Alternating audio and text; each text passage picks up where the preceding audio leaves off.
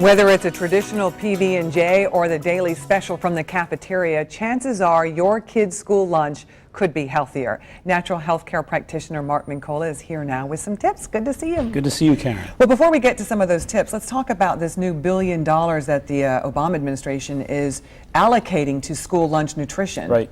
Well, this month Congress is dealing with the Child Nutrition Act, so it's becoming more of a focus, and as you point out, the present administration really wants to emphasize the importance of improving school nutrition by dedicating $1 billion to the plan. All right, so what does that mean? What's that money going to do? Great question. That money is supposed to go towards more fruits and vegetables, as you might imagine, but also toward cookware, steamers, and things of this nature, because they're actually trying to encourage local school markets to get involved in their own preparation. So a lot of these different districts are being encouraged by the USDA to actually get more involved in local preparations. And that makes it more healthy? They're not prepackaged? Well, their hopes, of course, are that they're going to steam vegetables, they're going to make soups with less salt and foods with less sugar, etc. So to clean up the fat, salt, and sugar is really what the main focus is. So how do you make school lunches healthier?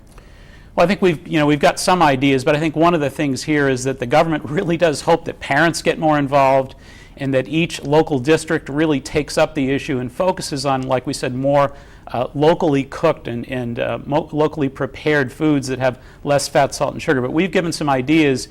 They're also trying to encourage parents to do more packaging and sending those kids as well to school with a healthier lunch. The real focus is getting those kids healthier. So what kinds of foods? I mean, pizza's got to be off the list. Yeah, pizza's definitely off the list.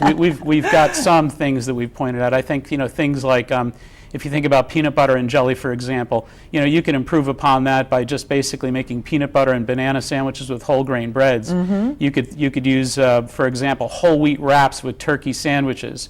As we pointed out a little while ago, you can encourage the preparation of homemade soups with less sodium, like carrot soups, for example, which are delicious, or even homemade chicken soups and things of this nature. Much healthier quality than high sodium soups that they have, unfortunately, in a lot of the school lunch programs nowadays. And things like grilled chicken instead of fried chicken. Sure, grilled chicken, of course, on greens, and maybe let the kids have some of their favorite dressing on there, and just, basically make sure that they're getting a low-fat dressing and not a whole lot of the heavy fatty dressing. But again, greens and as you point out, not fried, but grilled chicken as well. Well, we're also talking about like chocolate, soy, Mm-hmm. nut butter and stuff like that. Aren't those things difficult to find and get? They're really not. As a matter of fact, there are more of the Shaws now, and there's more of like even the Stop and Shops now that carry some of these things, but certainly the health food chains are loaded with them.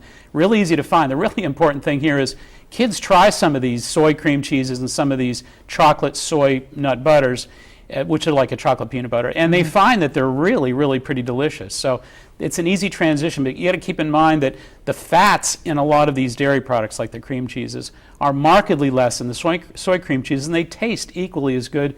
In the case of peanut butter, a lot of people don't know that peanut butter technically is an inflammatory food.